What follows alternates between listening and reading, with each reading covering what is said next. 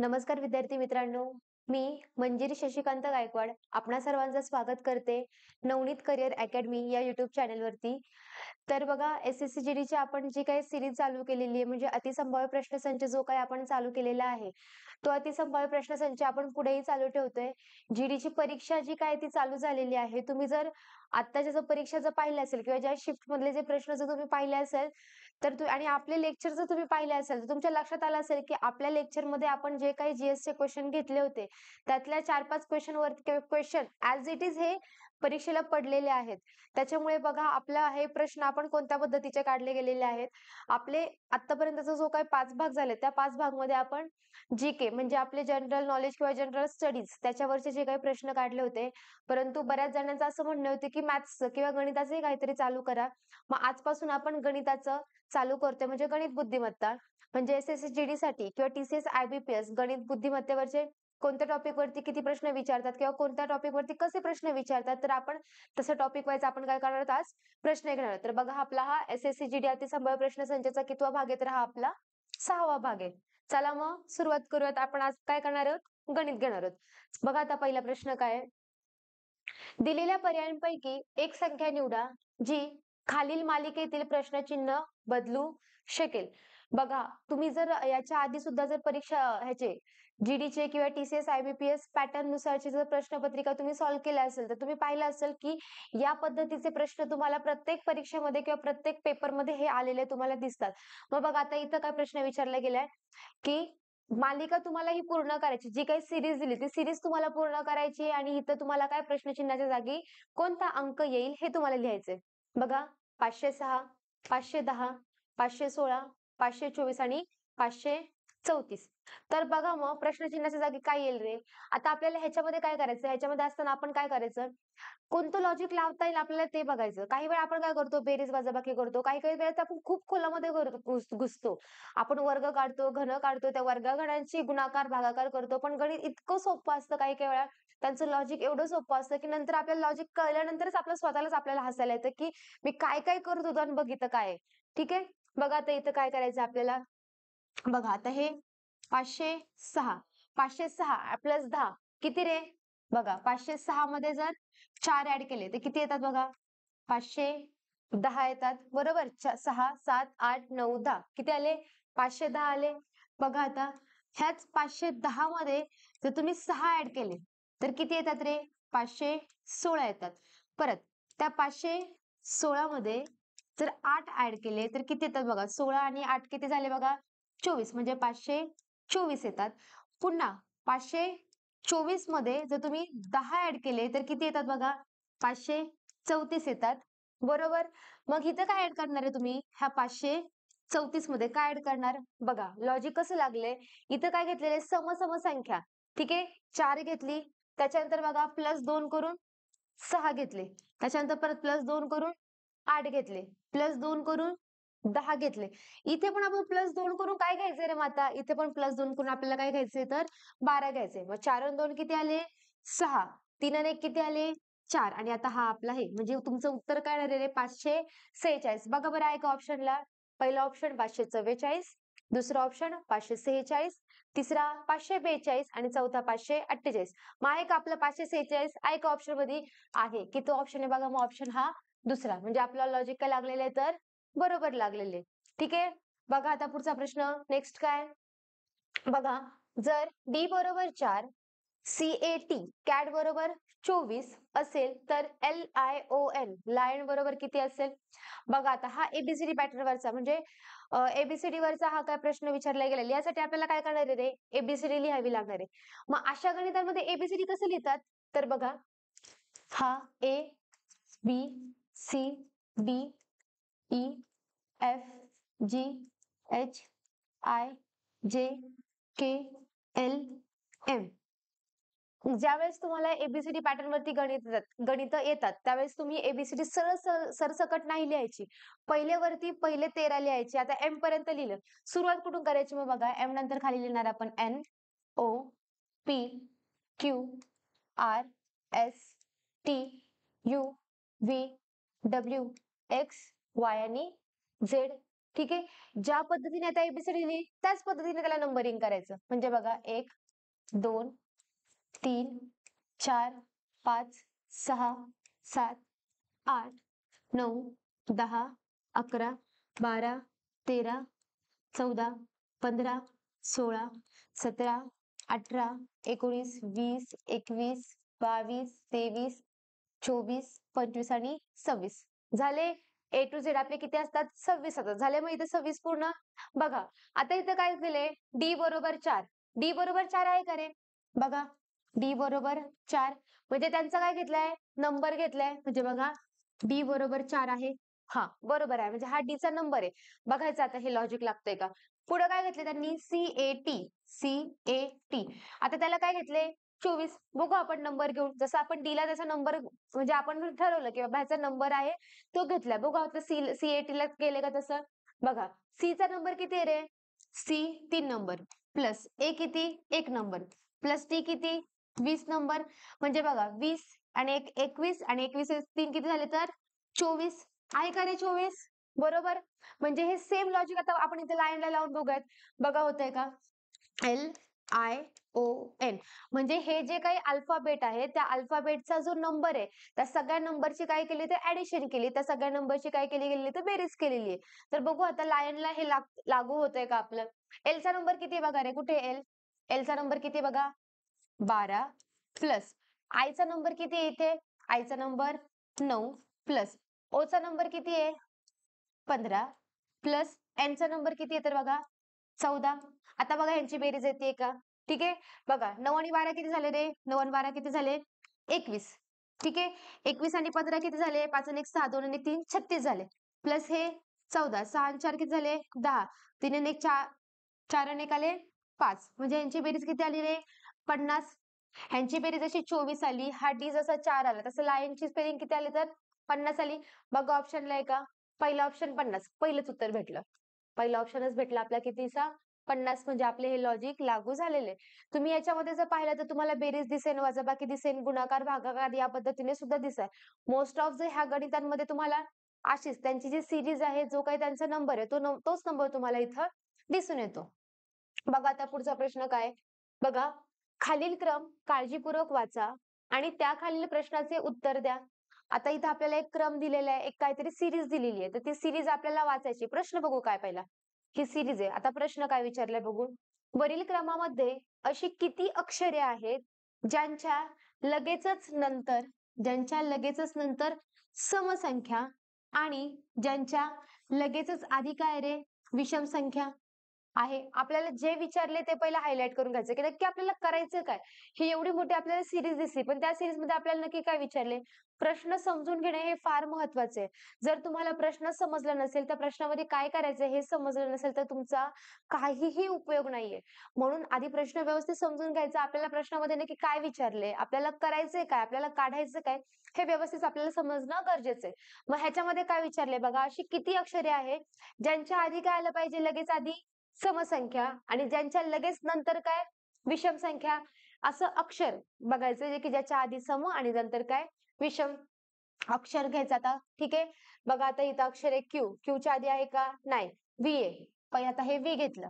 आता व्हीच्या आधी काय आहे? विषम संख्या आहे. ज्यांच्या आधी आधी आहे का विषम? बरोबर आधी विषम आहे. नंतर काय पाहिजे आपल्याला? सम. 5 समसंख्या आहे का रे? नाही. म्हणजे हे काय झालं? कॅन्सल झालं. परत हे बघा आरच्या पुढे मागेच पण सेम समसंख्या विषम संख्या येतात ते एचच्या पुढे पण विषम मागे पण विषम आलेली. त्याच्यानंतर एल बघू. आता हे बघू आपण. ही वाली बघू. एलच्या बघा आधी काय रे? आधी काय येतं त्यांच्या? लगेचच नंतर सम आहे का? 4 ही समसंख्या आहे. लगेचच नंतर सम आणि ज्यांच्या लगेचच आधी विषम म्हणजे ही काय भेटली आपल्याला? ही एक संख्या भेटली. ठीक आहे. पुढे बघा आता. पुढे एच त्याच्यानंतर इथं काहीच नाही. मग पुढे आता इथं काय आहे का? इथं दुसरा अंक. हा इथे बघा आता. ठीक आहे. हा 3 आहे. डीचं घेऊ आपण. ही वाला बघू आता. ठीक आहे. डी. टीच्या आधी काय रे? विषम संख्या आणि नंतर काय रे? समसंख्या. हे दुसरं. म्हणजे या पूर्ण सिरीज मध्ये आपल्याला जो प्रश्न विचारला त्या प्रश्नानुसार असे किती अक्षरे भेटलेत आपल्याला? असे 2 अक्षरे भेटलेत. कोणते? एल आणि डी. की ज्यांच्या आधी काय आहे ती विषम संख्या आणि लगेचच नंतर काय येते तर समसंख्या. असे किती आहेत तर 2. बघा ऑप्शन मध्ये 2 हा ऑप्शन आहे का? आहे. किती नंबरला आहे तर तो 3 नंबरला आहे. बरोबर की नाही? आता इथे बघा चूक. चूक कुठे करता तुम्ही? इथे आता एबीसीडी पॅटर्न मध्ये दिले तर काही काही वेळा तुम्हाला 1, 2, 3, 4 असे सुद्धा अशा प्रकारे सुद्धा तुम्हाला ऑप्शन देतात. तुमचं उत्तर 2 आलेलं असेल आणि ते जर इथं असेल आणि हा तुमचा 2 नंबरचा ऑप्शन 3, हा 4 आणि इथं हा 1 आहे. असं असेल. उत्तर तुमचं 2 आले. तुम्ही इथे बघत नाही काही काही वेळा घाई गडबडीत आपल्याला कसं असतं एकतर पेपरचं टेन्शन असतं आपल्याला, तो माहोल वेगळा असतो, पेपरचं टेन्शन एवढं बर्डन आलेलं असतं आणि घाई असते की आपल्याला वेळेमध्ये पेपर आपला कव्हर करायचा असतो. घाईघाईमध्ये आपण काय करतो? आपण हे बघत नाही की तो 2 नंबरचा ऑप्शन आहे किंवा 2 नंबरचं ते उत्तर आहे. हां, हे तर 2 नंबरचं आहे. टिक. लगेच 2 नंबरचा गोल करणार. हे 3 गोल असतात. आपले 4 गोल असतात. लगेच 2 नंबरचा गोल करणार किंवा 2 नंबरला काय करणार आपण टिक करणार. तर अशी चुका करायच्या नाही पेपरला आपल्याला. पेपर व्यवस्थित वाचायचा, प्रश्न व्यवस्थित वाचायचा. पेपरमध्ये परीक्षेला बसल्यानंतर डोकं शांत ठेवायचं आणि शांत डोकं ठेवूनच आपल्याला पेपर सोडवायचा आहे. ही चुका करायच्या नाहीत.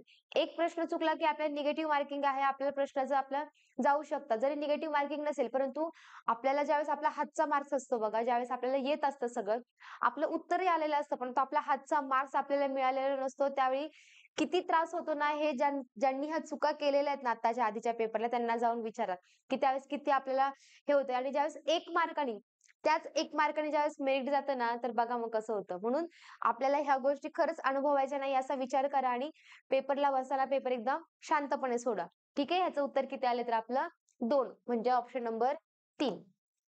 पुढे बघा रे काय आहे? हरी, जॅक, लॅरी, पॉल आणि सिमरन हे 5 मित्र आहेत. सिमरन लॅरीपेक्षा मोठी आहे. जॅक सिमरनपेक्षा मोठा आहे. हॅरी लॅरीपेक्षा लहान आहे आणि पॉल पॉलपेक्षा मोठा आहे. पण सर्वात तरुण कोण? बघा, ज्यावेळेस तुम्हाला लहान-मोठेपणा यांच्यामध्ये प्रश्न विचारला जातो, कोण लहान, कोण मोठा, कोण तरुण, कोण वृद्ध किंवा कोण असे जर तुम्हाला प्रश्न विचारले, सगळ्यात महत्त्वाचं, सगळ्यात आधी काय करायचं माहिती? प्रश्न बघायचा.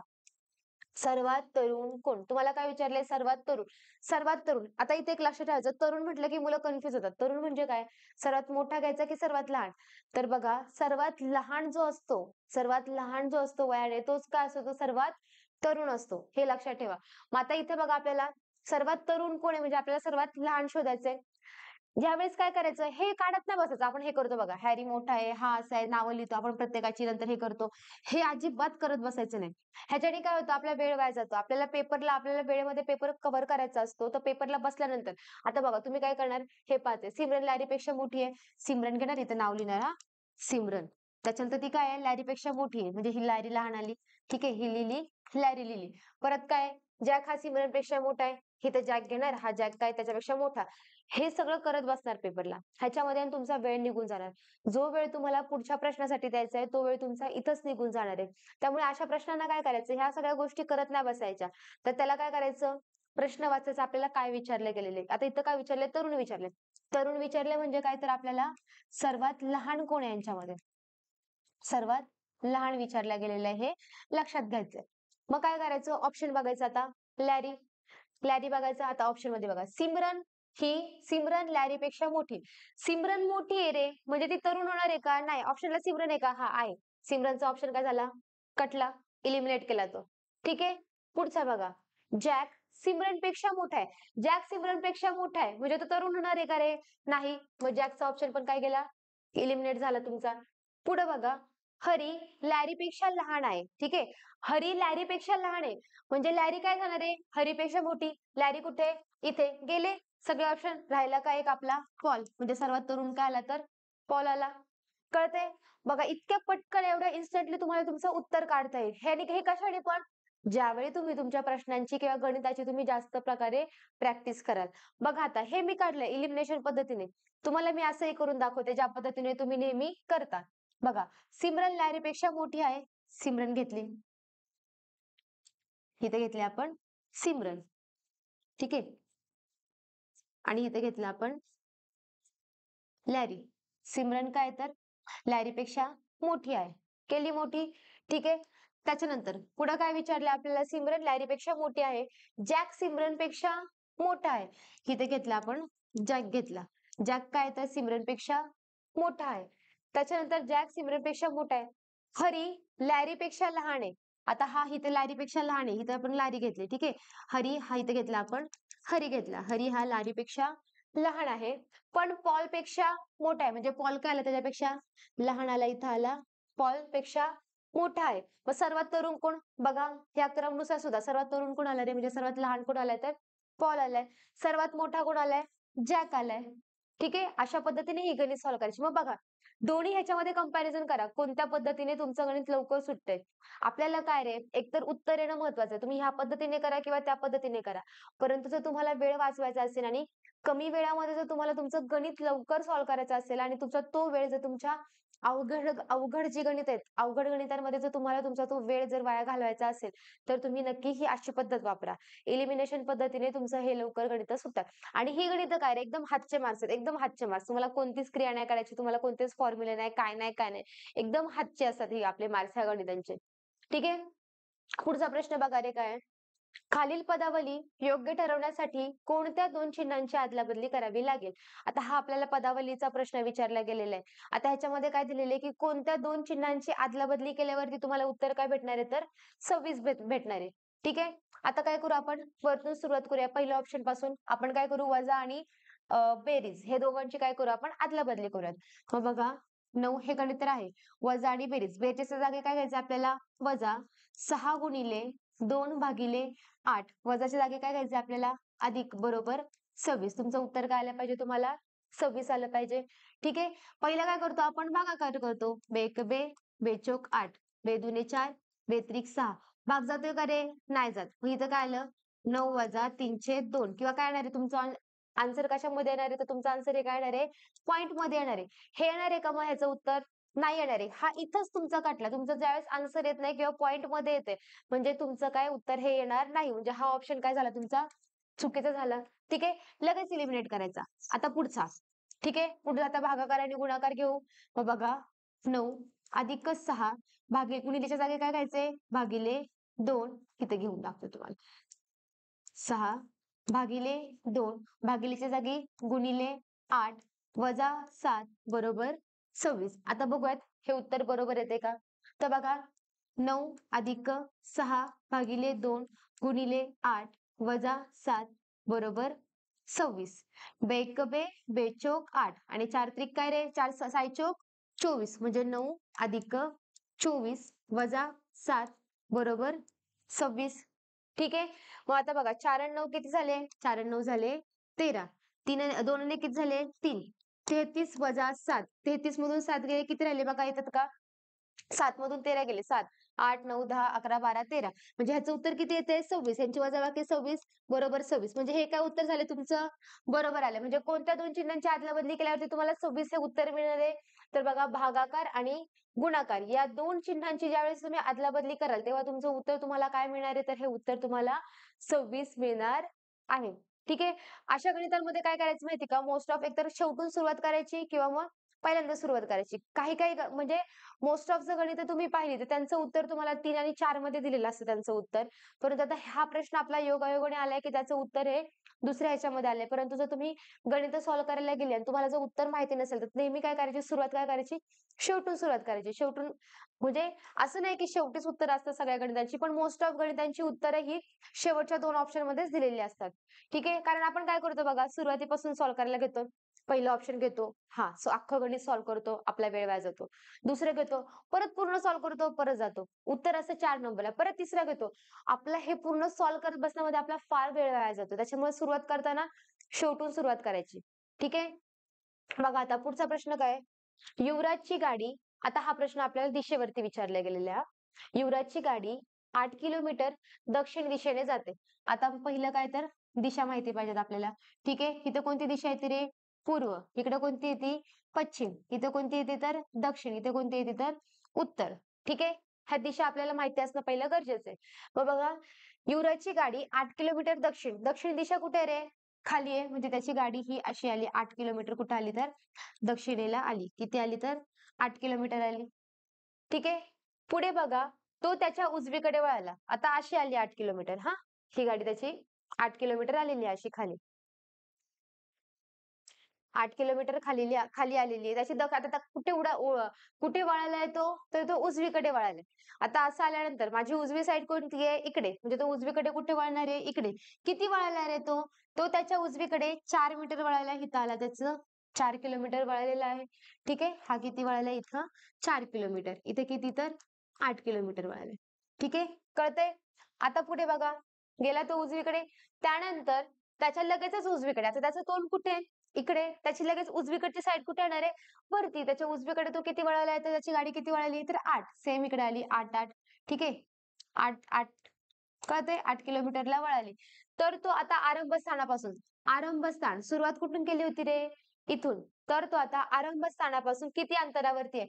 म्हणजे त्याचं हे इथून इथपर्यंतचं काय विचारलंय तुम्हाला? अंतर विचारलंय.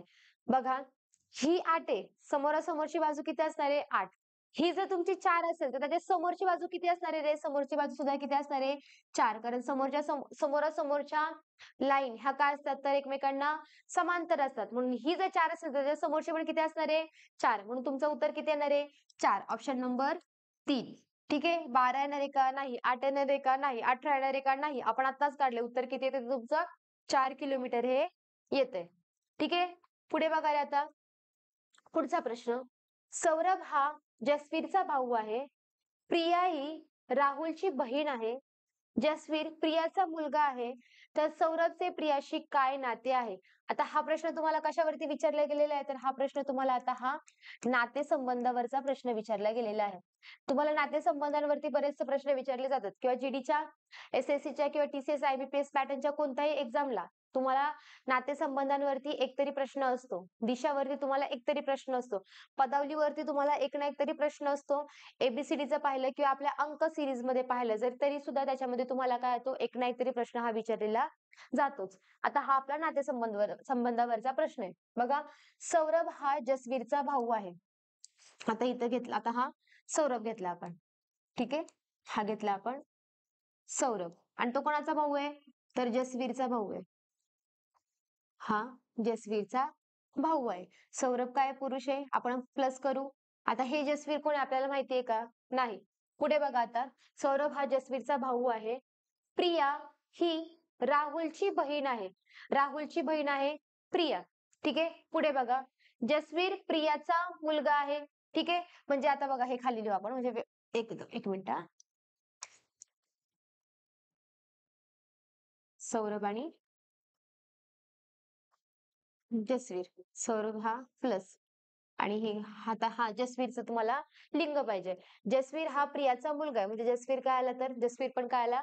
पुरुष आला. जसवीर कुणाचा मुलगा आहे रे? प्रियाचा. म्हणून प्रिया काय करू आपण? वरती लिहूयात. इथे लिहिले आपण प्रिया. ठीक आहे. हिला मायनस केलं.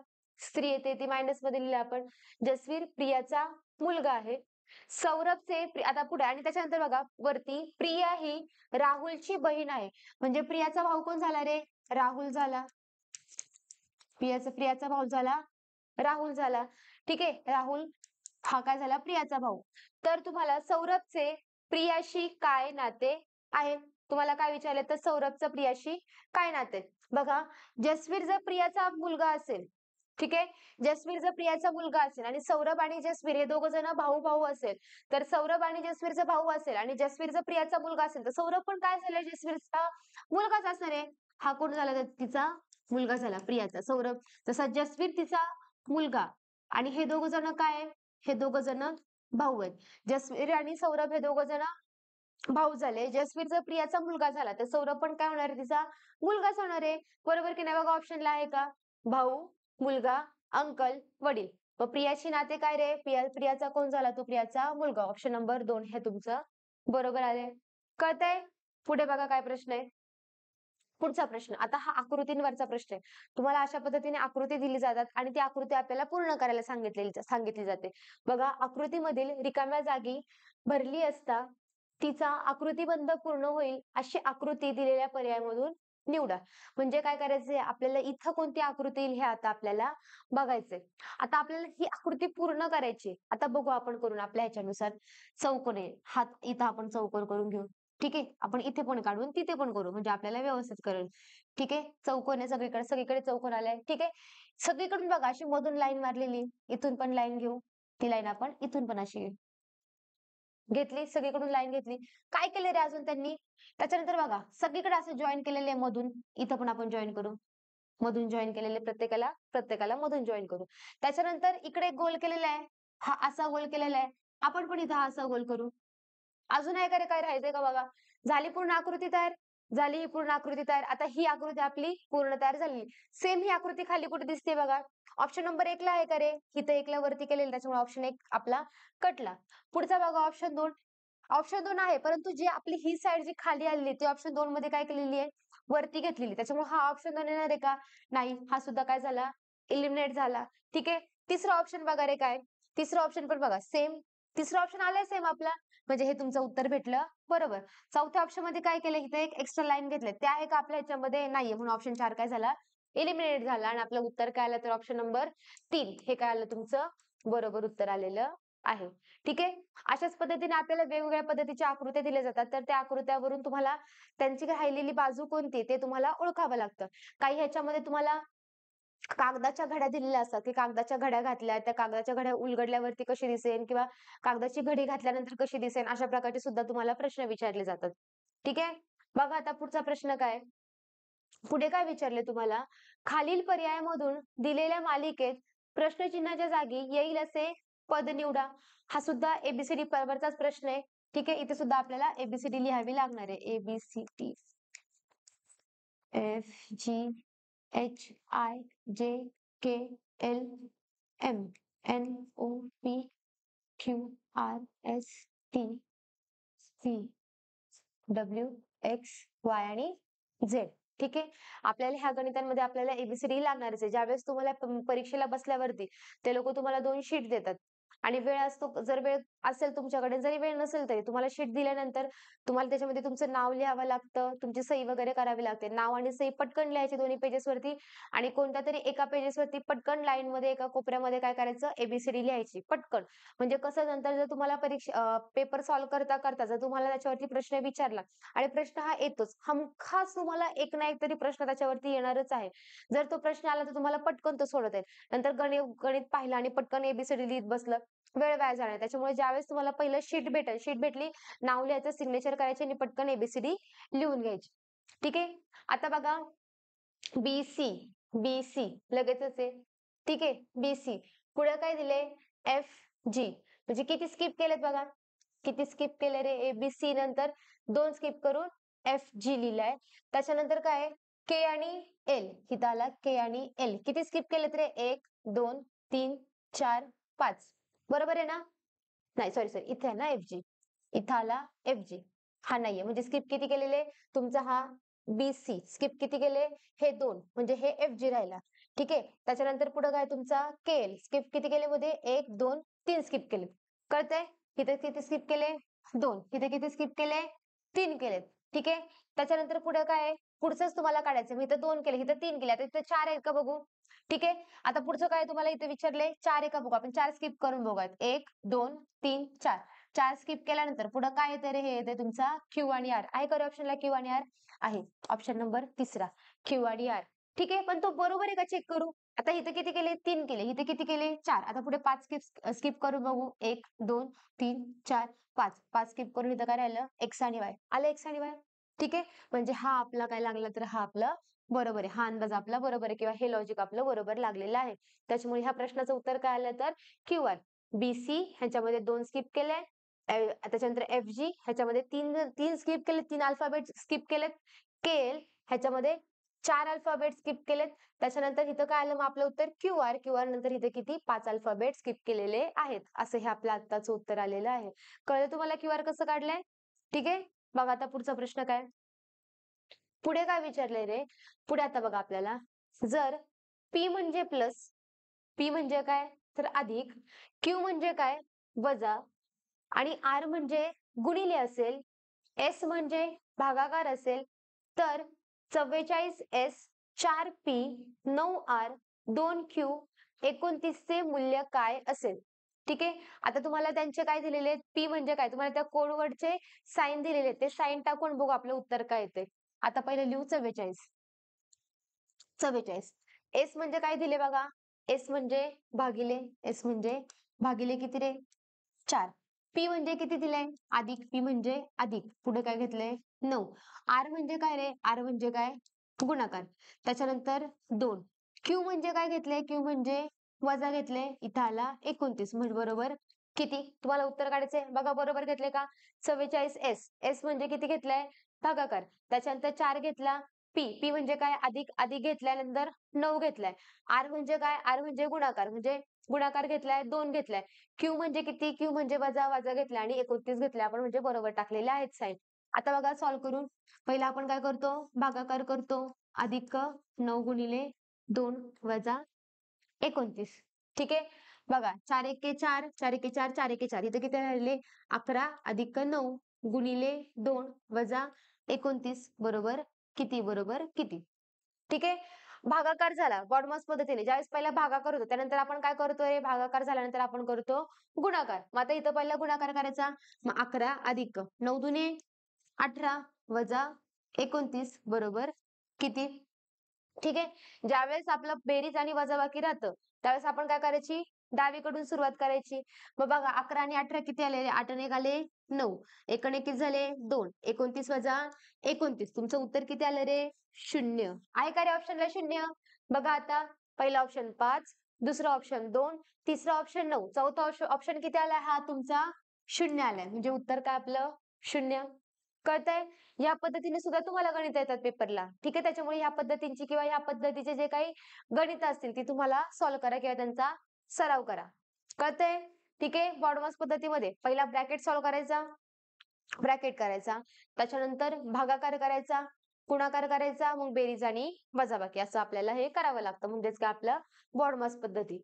पुढचा प्रश्न बघा काय आपल्याला दिलेली विधाने आणि निष्कर्ष काळजीपूर्वक वाचा आणि कोणते दिलेले निष्कर्ष विधानाशी तर्कसंगत आहे का ते आपल्याला बघायचे. हा प्रश्न आपल्याला कशावरती विचारलाय? तर्कसंगत वरती विचारला गेलेला आहे किंवा आपण त्याला वेन डायग्राम असं सुद्धा म्हणतो. त्याच्यावरती हा प्रश्न विचारला गेलेला आहे.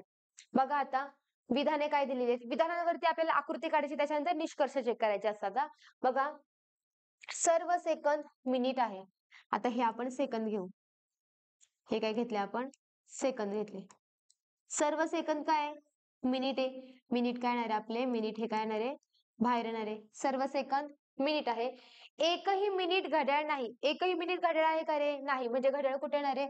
तर घड्याळाचं बाहेर येणार आहे. ठीक आहे. हे आलं तुमचं घड्याळ.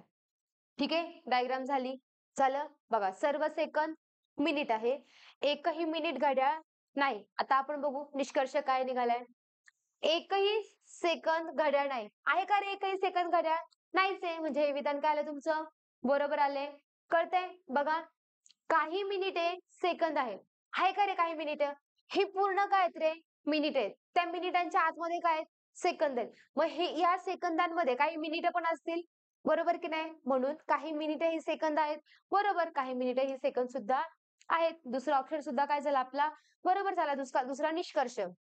तिसरं बघा काय? सर्व सेकंद घड्याळ असण्याची शक्यता आहे. घड्याळ असण्याची शक्यता आहे, परंतु आहे का रे? नाही.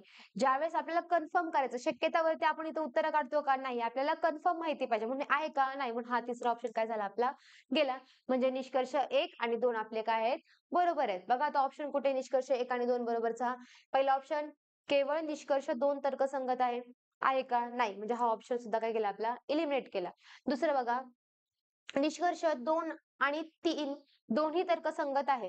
2 आहे पण 3 आहे का? 3 नाहीये. म्हणून हा ऑप्शन सुद्धा काय झाला? कट झाला. तिसरा बघा निष्कर्ष 1 आणि 2 हे दोन्ही तर्कसंगत आहे. आहे 1 आणि 2 तर्कसंगत म्हणजे आपला ऑप्शन नंबर काय आला? तर ऑप्शन नंबर हा आपला ऑप्शन नंबर 3 हे उत्तर काय आलं आपलं? बरोबर आलेले आहे. आणि केवळ निष्कर्ष 1 तर्कसंगत. एक आहे का? नाही. आपला दुसरा सुद्धा तर्कसंगत आहे. अशा पद्धतीने ही गणितं करायची असतात आणि यांचे हे एकदम सोपे असतात. एकदम सोपे. आपला हातचा मार्क आहे. परंतु प्रॅक्टिस करणंही तेवढंच गरजेचं आहे. जेवढी गणितं सोपी असतात तेवढीच त्या गणितांची प्रॅक्टिस करणंही गरजेचं आहे. म्हणजे परीक्षेला कसं आपण वेळ वाचू. हे काय वेळ खाऊ गणित नाहीत. हे वेळ वाचू गणित आहेत. म्हणजे ह्याच्यामध्ये आपण मोठ्या प्रमाणामध्ये वेळ वाचू शकतो आणि तोच वेळ अवघड गणितांमध्ये आपण लावू शकतो. ठीक आहे. बघा आता पुढचा प्रश्न काय? खालील पर्यायांमधून दिलेल्या मालिकेत W73, W73, V76, U81 आणि T88. ठीक आहे. आता ह्यांच्यामध्ये आपल्याला पुढे काय विचारले गेले? आता पहिलं आपण अल्फाबेट काढून घेऊ. अल्फाबेट मध्ये काय बघा टी यू व्ही डब्ल्यू, म्हणजे माग माग गेलेले एक एक एक एक माग, डब्ल्यू नंतर व्ही नंतर यू च्या आधीचं टी च्या आधीचं काय येतं रे, टी च्या आधी येतो एस. ठीक आहे, पहिलं काढलं ऑप्शन मध्ये बघायचं एस कुठे कुठे, इथे एस आहे इथे दिसले, म्हणजे हे दोन काय झाले तर लगेच कट झाले, लगेच कट केले आपण. कळलं बघा, म्हणजे डब्ल्यूच्या एक मागे गेलं, डब्ल्यूच्या इथं बघा डब्ल्यू पासून -1 केला, काय भेटला V1. V1 च्या -1 केला U भेटला, U ला -1 केला T भेटला, T ला -1 केला S भेटला. S ऑप्शन मध्ये कोणत्या कोणत्या ऑप्शन मध्ये बघा, दुसऱ्या आणि तिसऱ्या ऑप्शन मध्ये, पहिल्या आणि दुसऱ्या तिसऱ्या ऑप्शन मध्ये आहे का नाही, म्हणून हे ऑप्शन आपण काय केले लगेच कट केले. आता ऑप्शन दुसरा आणि चौथ्या मध्ये आपल्याला चेक करायचंय. आता बघा इथं काय 73 74 75 76, इथं काय केलं रे +3 केले, +3 76 77 78 79 80 81, इथं काय केले +5 केले. आता बघू इथं +7 आहे का, बघू +7 आहे का, 81 82 83 84 85 86 87 88, हा +7 आहेत. मग इथं काय करायचं रे, इथं आता आपण +7 त्याच्यानंतर +9 करून बघू, विषम विषम संख्या घेतल्यात, +9 करू बघा, 88 89 90 91 92 93 94 95 96 97, म्हणजे इथं काय येणार आहे तर एस 97. बघा एस 97 कुठे भेटलाय, 97 दुसरं ऑप्शन, केलं उत्तर टिक, आलं उत्तर. कळतंय, अशा पद्धतीनेच गणित करायची. तुम्हाला 1 भेटला 2 भेटला लगेच त्याची उत्तरं पटकन करून टाकायची. जरी तुम्ही पहिले अल्फाबेट नाही केले, पहिले जर तुम्ही न्यूमरिक कडे गेलात तर तुमचं उत्तर पटकन निघलं असतं बघा, कारण 73 74 75 76 तुम्हाला कळलं की विषम विषम संख्यांनी वाढवल्या गेल्या, इथं 3 नी, इथं 5 नी, इथं 7 नी, मग इथं किती आलं 97. 97 कुठे रे, इथं आणि इथे, हे दोन ऑप्शन मध्ये. मग तुम्हाला नंतर चेक करायचं होतं की अल्फाबेट कोणतं, एस येते की मग कोणतं आर येते. कळतंय, अशा पद्धतीनेच ही गणितं सोडवायची असतात. आणि ज्यावेळेस तुमचे दोन ऑप्शन इलिमिनेट होतात, तुमचे मग राहतात फक्त दोन ऑप्शन आणि तुमचं कन्फर्म उत्तर हे ह्या दोन पैकीच असतं आणि तुम्हाला हे मार्क्स मिळवून देणार असतं, हे लक्षात ठेवा. ठीक आहे, पुढचा प्रश्न बघा आता काय, खालील माहिती वाचा आणि दिलेल्या प्रश्नाचे उत्तर द्या. आता तुम्हाला हे तर काय दिलेले आहे, एक टेबल दिलेलं आहे आणि त्या टेबल नंतर तुम्हाला काहीतरी माहिती माहिती दिलेली. पहिला आता प्रश्न बघू आपण काय की 9 5 4 7 1 चा संकेत शोधा. आता हा संकेत कसा शोधायचा, ठीक आहे, इथं दिले बाबा 5 ला एन आहे, 2 ला एक्स आहे, 8 ला ए, 1 ला आर आहे, 9 ला एल आहे, 4 क्यू, 6 जे, त्याच्यानंतर 3 आय आणि 7 ला पी आहे. परंतु तुम्ही हे ऍज इट इज लिहायचंय का, तर नाही बघा केलं आपण. 9 ला किती रे, 9 ला एल आहे, 9 ला एल 2 जागी आलाय, ठीक आहे. त्याच्यानंतर 5 ला एन आहे, 5 ला एल पण 2 जागी आलाय. त्याच्यानंतर 4 ला काय रे क्यू, 4 ला क्यू पण आलाय. 7 ला काय, 7 ला पी आहे आलाय. त्याच्यानंतर 1 ला काय आर भेटला, दुसरा ऑप्शन. लगेच असं दुसरा ऑप्शन करायचा का, नाही. तुमचं अशा पद्धतीने गणित चुकणार आहे. ही मधली माहिती अशीच दिली आहे का रे त्यांनी टाइमपास म्हणून, का त्यांना टायपिंगचा खूप आवड होती म्हणून ती मधली मधली ही माहिती टाकली आहे का, असं आहे का, नाही. मधली अगोदर माहिती वाचायची, त्यांची नक्की अट काय, कशानुसार आपण हा संकेत तयार करायचा, त्या अटींचा आधार घेऊन आपल्याला हा संकेत तयार करायचा आहे. कळतंय, बघा आता पहिली अट काय, जर पहिला आणि शेवटचा अंक सम असेल तर दोघांचेही ए करायचे. आता ह्यांचा पहिला आणि शेवटचा अंक चेक करायचा, आता आपल्याला सम आहे का, 9 आहे आणि 1 आहे, 9 आणि 1 सम आहे का रे, नाही. 9 आणि 1 काय येतं तर विषम संख्या येतात, त्याच्यामुळे हे होणार आहे का आपलं, हे नाही होणार, म्हणजे ए हा येणारच नाहीये.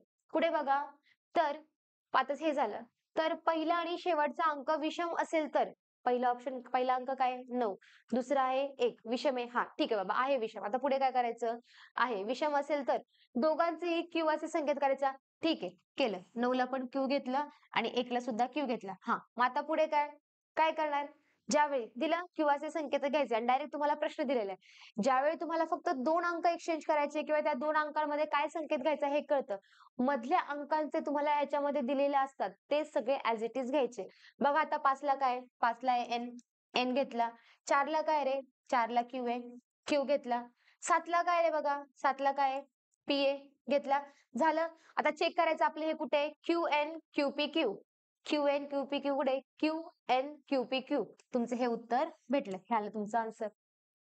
कळतंय, खूप सोपं असतं गणित. बघताना असं वाटतं केवढं मोठं गणित आहे, कुठे ह्याला डोकं लावत बसायचं, आपण लगेच स्किप करतो, पुढचं गणित घेतो.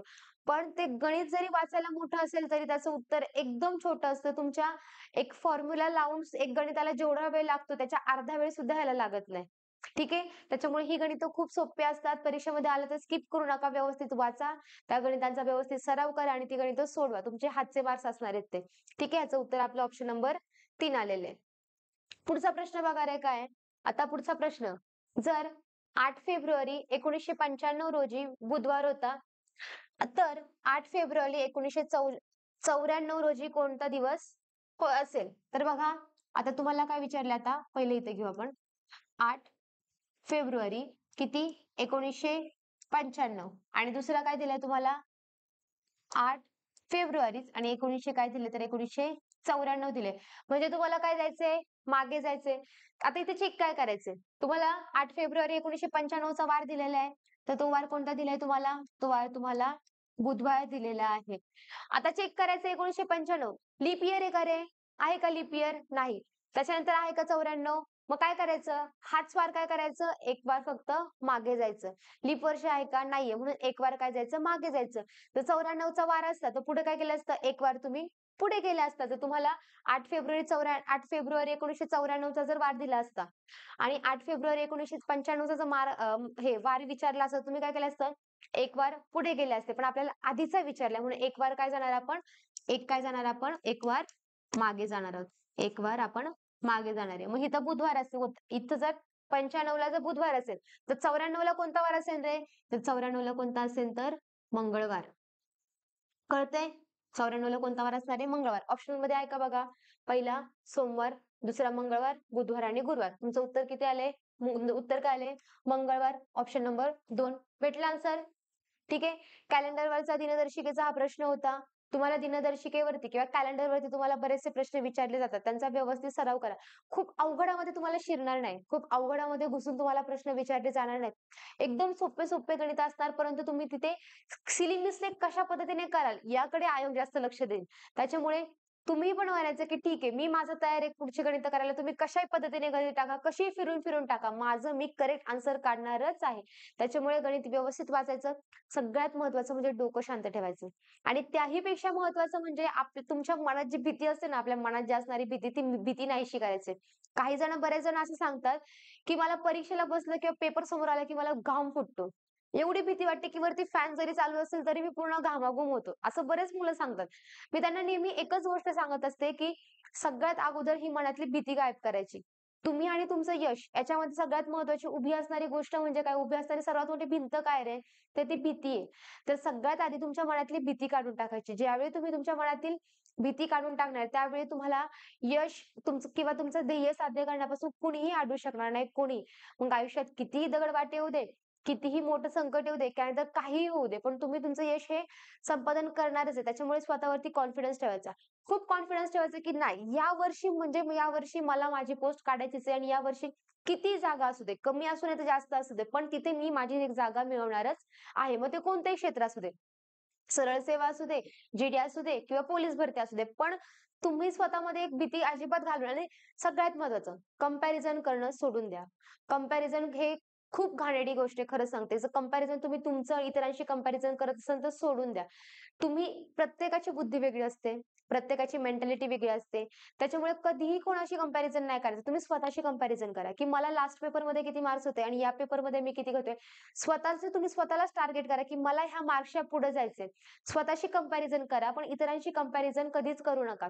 There is a no comparison between sun and the moon. म्हणजे तुमचा चंद्र आणि सूर्यामध्ये कधीच कंपॅरिझन नसतो. जो तो त्याच्या त्याच्या वेळेनुसार चमकत असतो. ज्या सूर्याला जेवढं सकाळचं महत्त्व असतं, दिवसाचं महत्त्व असतं, तेवढंच रात्रीचं कशाला असतं? चंद्राला असतं. चंद्र पण सोडून द्या. रात्री ज्यावेळेस अंधार पडतो, तेव्हा तो छोटासा जो कंदील असतो, त्या कंदिलाला किती महत्त्व असतं. जेवढं आपण सकाळचं सूर्याला महत्त्व देतो, तेवढंच आपण महत्त्व किंवा तेवढीच किंमत आपण त्या कंदिलाला सुद्धा सुद्धा देतो. त्याच्यामुळे जो तो ज्याच्या त्याच्या वेळेनुसार, ज्याच्या त्याच्या कलेनुसार चमकत असतो. त्याच्यामुळे कधीच आपलं इतरांशी कंपॅरिझन करायचं नाही. स्वतःशीच कंपॅरिझन करायचं आणि आपल्याला स्पर्धा ठेवायची आणि त्यानुसार अभ्यासाला लागा. त्याशिवाय तुम्हाला काहीच पर्याय नाही आणि सगळ्यात महत्त्वाचं म्हणजे ती भीती मनातल्या आधी घालवून टाका. ठीक आहे. नाहीतर सगळं येऊन सुद्धा सगळे हातचं मार्क्स घालून टाका. नाहीतर तुम्हाला सगळं येतंय, सगळा अभ्यास पण झालाय. पण तिथे गेले, घाबरले, गडबडले आणि सगळं विसरून गेले, मग काही उपयोग नाही. मग 1चं उत्तर 2ला, 2चं उत्तर 3ला, ह्या अशा गोष्टी होणार आहेत आणि ह्या सगळ्या सिली मिस्टेक आणि नंतर मग या गोष्टीचा पश्चाताप करूनही काही उपयोग नाही होणार. त्याच्यामुळे आता वेळ आहे, तर त्या गोष्टीवरती काम करा. चला पुढे बघा आता पुढचा प्रश्न. अर्थपूर्ण मालिका बनवण्यासाठी रिकाम्या जागी येणारा योग्य शब्द निवडा. आता अशी तुम्हाला मालिका दिली जातात, त्यांच्यामध्ये काय येतं? आता इथे तुम्हाला दिलेले आहेत. काही वेळा तुम्हाला इथे अंक सुद्धा दिले जातात. तर त्याच्यामध्ये कोणता अंक वगैरे येईल असं बघायचंय. तर बघा आता R dash P T Q R S dash T Q R S dash T Q dash S P T आणि डॅश. आता बघायचं आपल्याला इथं R नंतर काय येईल पुढे चेक करायचं. इथं काय R नंतर S आलाय, इथे R नंतर S आलाय, इथे काय आलाय S आलाय, म्हणजे इथे पण काय येईल रे R नंतर S येईल. देऊ आपण इथं S दिला. ठीक आहे, R नंतर S दिला. पुढे P T Q R S S नंतर इथं S दिला आपण, इथे S केलाय. S नंतर इथं P आलाय. पुढे बघा इथे पण S नंतर P आलाय, म्हणजे इथं पण काय येईल रे S नंतर काय येणार आहे P येणार आहे. इथं पण S नंतर काय येईल रे P येईल. कळतंय? म्हणजे इथं पण P, इथं पण P, दोन्ही जागी P आला. परत QRSP QRSP QRSP QR, इथं काय येणार आहे QR, इथं पण किती काय येणार आहे, मग इथं पण येणार आहे R येणार आहे. पुढे बघा TQRS TQRS TQRS, मग इथं काय येणार आहे TQ येणार आहे, म्हणजे इथं काय येणार आहे Q येणार आहे. झाले तुमची सिरीज कंप्लीट. आता बघा बरोबर आहे का आपली सिरीज, ऑप्शनला आहे का बघा. SR आहे का इथं, इथं काय आलाय SP आलाय, R आलाय, कॅन्सल झाला. परत SP इथं आहे का P, कॅन्सल झाला. SP इथं आहे का SP, नाहीये. आपलं काय आलंय SP बघा, SPPRQ, तुमचं उत्तर इथं भेटलं तुम्हाला आन्सर. ठीक आहे, ऑप्शन नंबर 4. अशा पद्धतीने आपला हा 15वा प्रश्न सुद्धा सॉल्व्ह झालेला आहे. ठीक आहे, त्याच्यानंतर बघा पुढे काय आता, पुढचा प्रश्न बघा काय आता झाले. अशा पद्धतीने आपण काय केलंय, आता ही गणिताची आणि बुद्धिमत्तेची आपण सिरीज चालू केलेली. आपण रोज काय घेऊयात 15-15 प्रश्न घेऊयात गणित आणि बुद्धिमत्तेचे वेगवेगळ्या टॉपिक नुसार, म्हणजे तुमचं काय होईल त्या टॉपिकचा सराव होईल. किंवा काही जर तुम्हाला शॉर्ट ट्रिक्स असतील माझ्या पद्धतीने, काही जर वेगवेगळ्या किंवा काही महत्त्वाच्या गोष्टी जर तुम्हाला सांगायच्या असतील तर त्या गोष्टी सुद्धा तुम्हाला सांगून जाईल. आणि जर कोणते महत्त्वाचे टॉपिक येतात किंवा परीक्षेला जे महत्त्वाचे टॉपिक येऊन गेलेले आहेत तेच टॉपिकवरचे मी तुम्हाला प्रश्न देईल आणि तुमचा सरावही होऊन जाईल.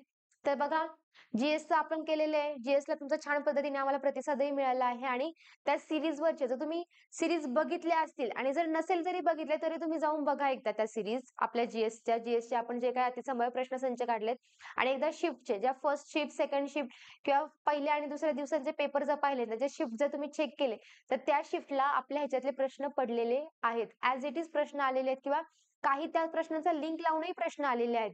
ज्या पद्धतीने मी तुम्हाला सांगितलं होतं की नृत्य करा, नृत्यांवरती प्रश्न आलाय. मी तुम्हाला सांगितलं तर वेगवेगळ्या खेळांचे ते वेगवेगळे कप असतात ते करा, त्या कपवरती प्रश्न आलेला. तुम्हाला मी सांगितलं जनगणना करा, जनगणनेवरती प्रश्न आलेला आहे. ज्या पद्धतीने तुम्हाला सगळं अनालिसिस करून दिलं त्याच्यावरती तिथे प्रश्न विचारले गेलेले आहेत. जसा जीएसचा तुम्हाला फायदा होतोय त्याच पद्धतीने तुम्हाला अंकगणिताचा आणि बुद्धिमत्तेचा सुद्धा फायदा होणारच आहे. तर आजचं आपलं हे लेक्चर झालेलं आहे. लेक्चर तुम्हाला कसं वाटतंय हे नक्की कमेंटमध्ये कळवा आणि व्हिडिओ शेअर करायला अजिबात विसरू नका. लाईक आणि सबस्क्राईब सुद्धा करा. धन्यवाद.